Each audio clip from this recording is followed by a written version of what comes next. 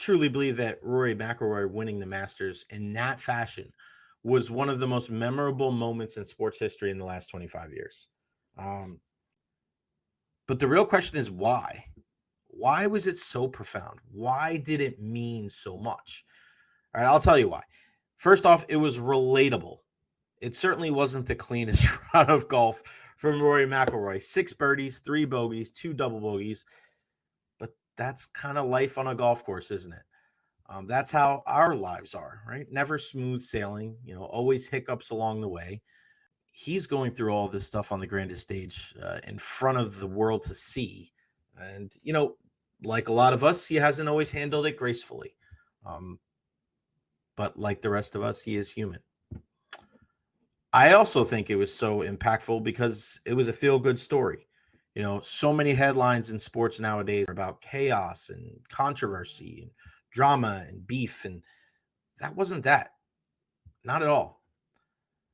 This was a guy finally getting over the hump, and thousands of people there in Augusta and millions of people around the world cheering him on. Look at the emotion on his face when that putt went in. You could literally see the weight of the world being lifted off this guy's shoulders.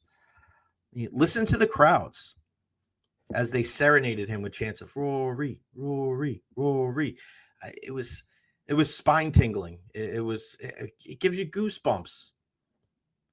Far too often, the top of the marquee for sports topics is centered around the negative and the spread and everything else other than incredible, inspiring, emotional athletic achievement. I mean, the scene was perfect.